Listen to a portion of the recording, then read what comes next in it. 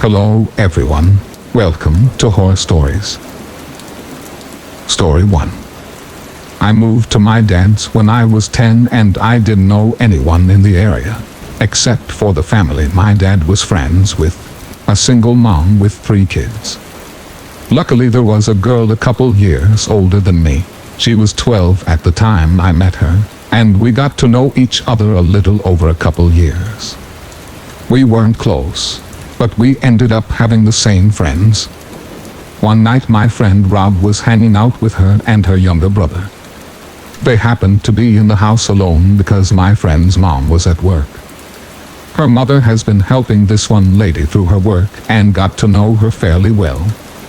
She found out her sister was in a mental institution and was let out recently. The night Rob is hanging out with my friend, they get a knock on the door. My friend thought it was just their mom, since she knocks a certain way when coming in, and he answered it without thinking. Rob wasn't supposed to be there, and he took off through the window to his house down the road. He never thought twice about it. It wasn't her mom, it was the sister of the lady her mom was helping, and she figured out through talking to her sister where her family lived and her mom's working schedule. She came in. This is where I don't know the details, and I'm glad I don't. My friend's younger brother got away to the neighbor's house to call the police. The lady brutally murdered my friend a week from Christmas, decapitated her and left her body naked in a bathtub. She even hid her head. They had to look through the presents, and I don't know where they found it, but they did. I wasn't allowed to go to her funeral.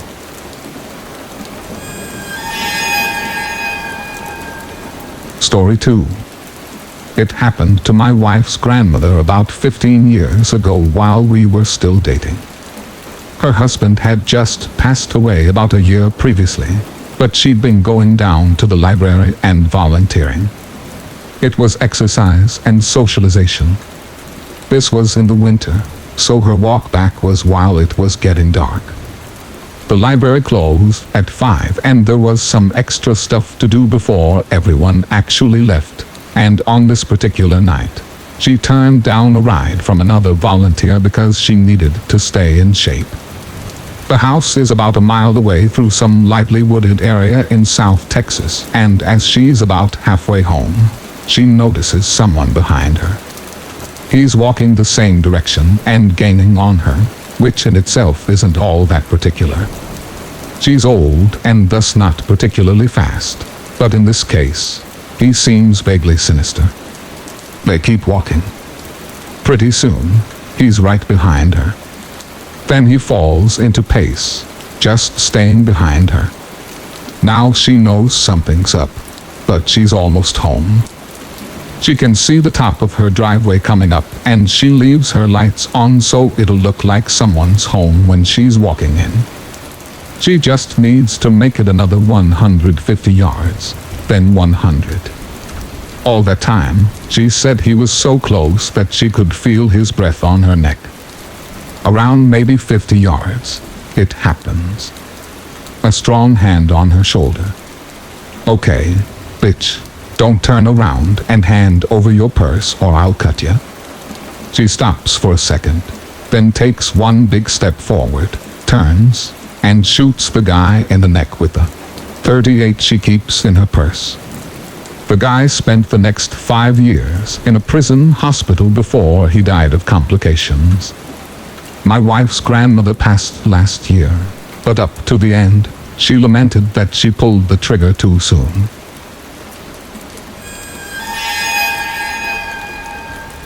Story 3. When I was young, I'd say 8 to 11-ish, my sister, whom is 7 years older, would babysit when my parents were out. At the time, she smoked a lot and my parents made her smoke outside, of course. So I'd follow her outside, play around, annoy her and such. One day, my sister notices a car at the end of the driveway, just sitting in the road. It's a white SUV with a bike rack on top. It has the most tinted windows I've ever seen. You could not see inside from the side. It sat there until she went inside, then would drive to the end of the road and sit at the church parking lot and wait.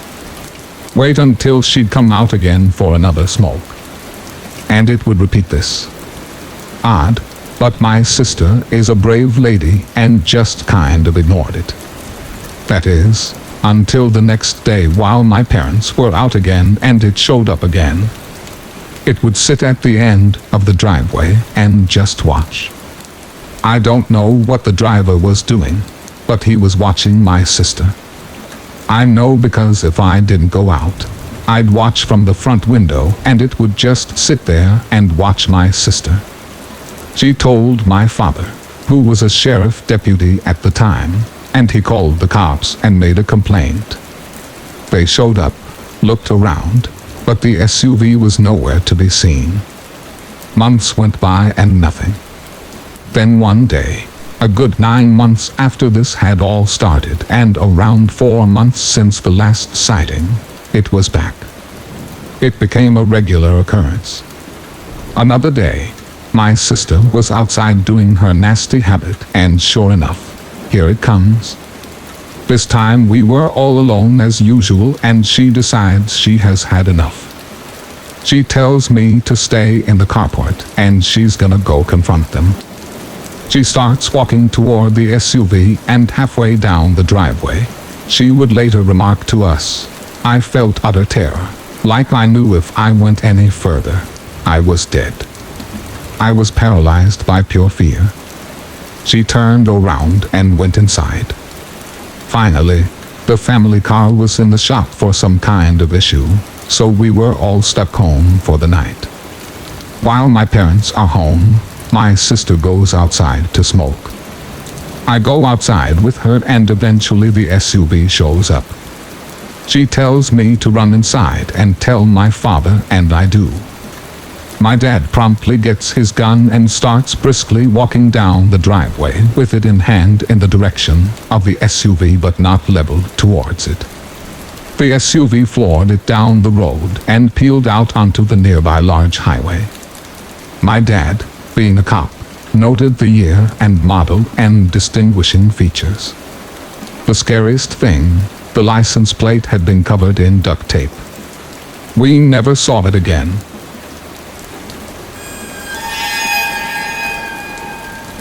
Story 4. I was just 4 or 5 years old and my parents had just separated. My mom was living in a 2-bedroom apartment. I had my own room but I preferred to sleep in her bed whenever I was staying with her. Our 2 bedrooms were at the end of the hallway, directly across from each other. Our apartment was on the 1st floor and I remember that it was in the middle of the summer and my mom had a window open in her room, which was directly behind the bed above the headboard. Anyways, I woke up in the middle of the night and remember sitting up and seeing that our cat was sitting in the door frame of my mom's room. I should note her door was open and you could partially see into my bedroom. This was strange because our cat was typically always in bed with us.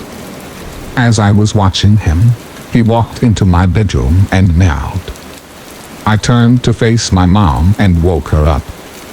In the 3 or 4 seconds it took me to wake her up and ask me what was wrong, we both looked back up at the door frame and there was a man standing by my open door, making his way out of the bedroom.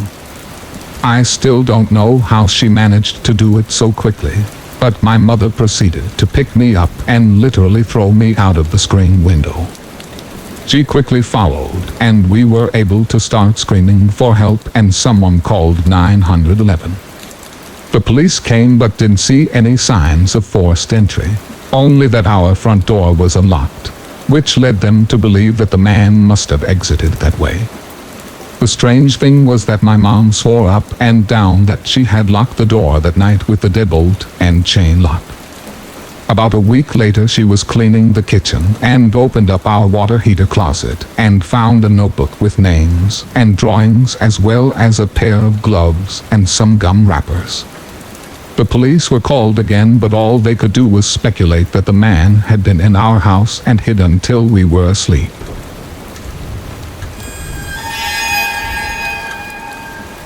Story 5. One day while doing my laundry, one of the lights blew out in my basement. My basement is set up so that the laundry room is split up from the other side of the basement with a wall and a door. In order to get upstairs, you have to exit the laundry room and go through the other part of the basement. So the light blew in the other part, not the laundry room. As it was the only light on that side, it was pretty dark. I finished the laundry I had to do while dreading the walk through the dark basement. I exit the laundry room, get halfway through the basement, and I hear a loud cackle. Imagine the sound people make when they imitate a witch. Take that and imagine the witch had been smoking for 50 years, making her voice deeper and hoarser. That's what I heard clear as day right behind me. I didn't hesitate to bolt for the stairs. I waited until my father got home and then changed the bulb. I have yet to hear that cackle since, and I have not told a single person in the house about it.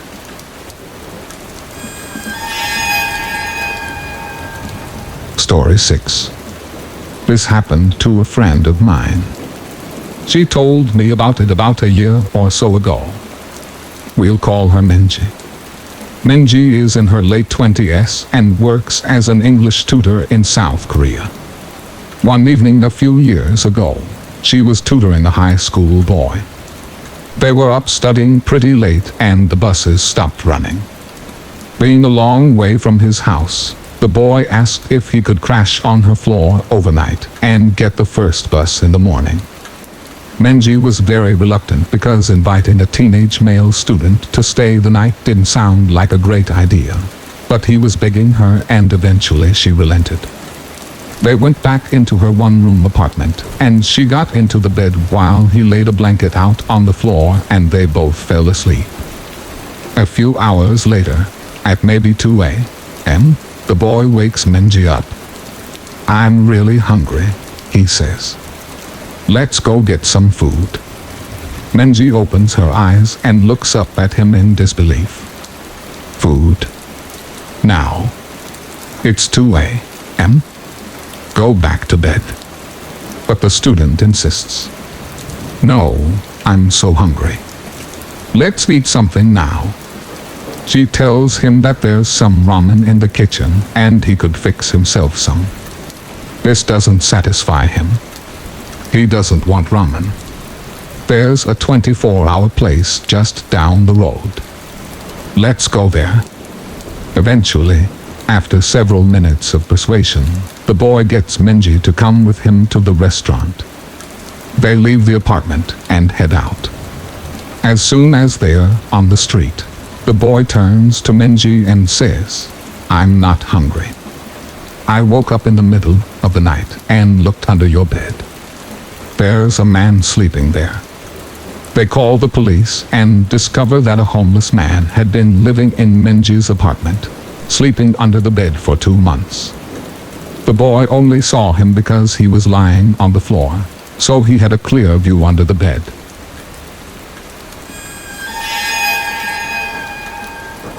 Story 7. I was driving a shortcut from 29 Palms, California to Albuquerque, New Mexico. 29 Palms is located in the desolate high desert east of LA. The shortcut was all 2-lane road through total nothingness, except for passing through Amboy. Amboy is a nearly abandoned town nearly as far below sea level as Death Valley. So I was driving by myself in the afternoon and proceeded to drive up into the mountain range between Amboy and I-40. Once I reached the top, I'm driving north through a canyon with high grass on both sides of the road. Up ahead I see some stuff in the middle of the road. As I approach, I slow down to see a red Pontiac Fiero stop sideways across both lanes. A suitcase open with clothes scattered everywhere and 2 bodies laying face down in the road, a man and a woman. I stop 100 feet or so away, and the hair on the back of my neck is standing up. Being a Marine, I reach under the seat and pull out a 9mm pistol and chamber round. Something seemed very wrong. It looked too perfect, as if it were staged. An ambush. Something was just wrong. As I scanned the road, I saw a line I could drive. Past the guy in the road on his left, swerve to the right of the woman behind the Firo, and I'd be on the other side. I dropped it into first gear, punched it down, and drove the line I planned. I passed the back of the Firo without hitting it or either of the bodies in the road. I continued forward a couple 100 feet and slowed down, so I could breathe and let my heart slow down. As I looked up into the rearview mirror, I saw that the two bodies had gotten up to their knees, and 20 or so people emerged from the tall grass on either side of the road by the car and bodies. At that moment, my right foot smashed the gas pedal to the floor and did not let up until I had to slow down for the I-40 eastbound ramp. I will never know what would have happened to me had I gotten out of the car to check on the bodies or stopped my car closer to them.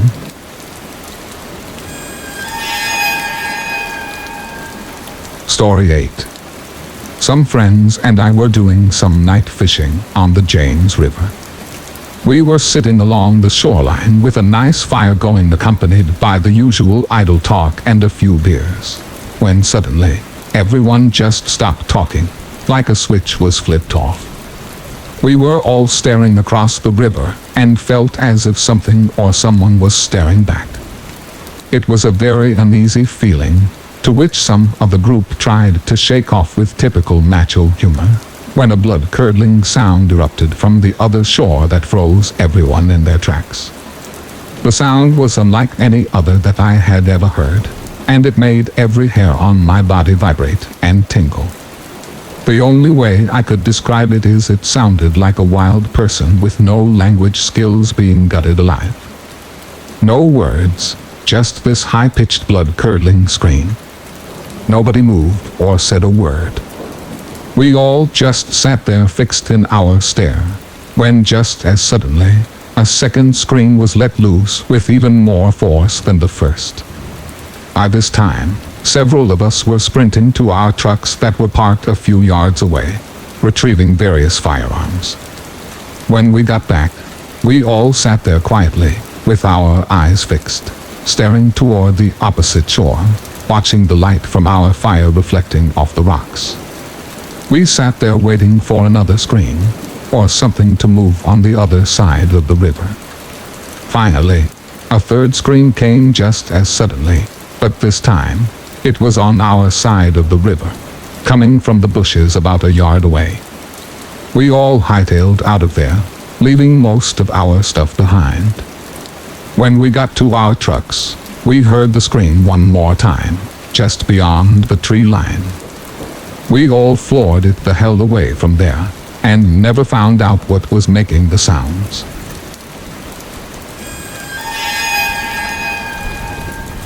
Story 9. It was a Friday night, and my friend was picking me up in his car from my house. I was in a hurry since we were running late for the hockey game in the city. The whole car ride there, we were having such a good time that I hadn't even noticed that I didn't have my phone. I searched the car seat, the floor, but it wasn't in the car. I was sure that I had just forgotten it. During the hockey game, I couldn't stop worrying that maybe I had dropped my phone somewhere, so I borrowed my friend's phone and ran to the bathroom. I dialed my number and hoped someone at my house would pick up. It took 3 rings before somebody picked up, but they remained silent on the other end. I yelled into the phone that I was just checking if I had left my phone at home. They didn't answer. I assumed it was my little brother, just messing with me, so I hung up. I got home late that night to see that my parents weren't home. I got inside my house and called them to see where they were. They told me that they had gone out to eat and see a concert at the park with my little brother. They said they left soon after I had for the game, and they should be home in around half an hour. So I hung up and proceeded to look for my cell phone. But then I realized, how could somebody in my family have picked up my phone if they hadn't been home? I felt a pain in my stomach as fear swept over. It was at that moment that I heard the back door to my house open and close. I immediately jolted out the front door to the neighbors and called the police. Apparently, the back door was left open and somebody had simply walked into our house. Nothing was stolen, but the scariest thing is the thought that we could have fallen asleep with a stranger in the house.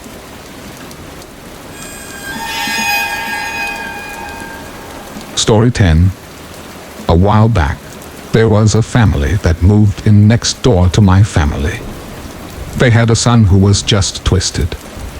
He was obsessive over slasher movies and always wanted me to talk about shit that happened during my time serving in Vietnam that no normal person would want to hear. He also loved tormenting stray animals. This guy was a whack job. He was 19 at the time and my daughter was 7, but he always wanted to talk to her. He'd strike up conversation with her when she walked home from school. He would talk over the fence at her when she was playing in the back. But what really set me off was when he called our house looking to speak to her. That was it. I went over and flipped shit at him and his parents. Told him to stay the hell away from her and I'd better not ever see him again. That's when things got weird. My daughter was always a little imaginative and paranoid. She would think there were monsters under her bed and whatnot. So when she told me there was something living in her closet and she was too scared to get up and tell us at night, but it wasn't there in the daytime, we blew it off as no big deal. A few weeks went by and one night my wife and daughter were staying at my mother's for a girls' night. So I turned the key on the HBO box and watched me some movies, eventually falling asleep downstairs. At around 2 a.m., I get a call from my neighbor with a creepy son telling me something along the lines of, "We saw that you were up, so we called. Our son is missing." I went by his room to use the bathroom and his door was open, which isn't usual, and there was no sign of him. We need help looking for him. The phone call woke me up though. I was up. So I asked why they thought I was. "Oh, we saw you walking around upstairs and the light is on." My blood ran cold as ice. I'd been passed out on the couch and I know no one turned any lights on. I hung up on them, ran outside to my truck to grab my shotgun, but noticed the sheriff pulling up to my neighbor's house by this point. I booked it over and told him there was someone in my house and now I could see the lights in my daughter's room were on and there was a silhouette pacing back and forth. When the deputies went in, they found the neighbor boy there waiting in my daughter's room with a nice little setup in her closet. He said he liked to watch her sleep in the moonlight. Thank you for listening and I wish you good health. Don't forget to subscribe to the channel to support us. Thank you very much.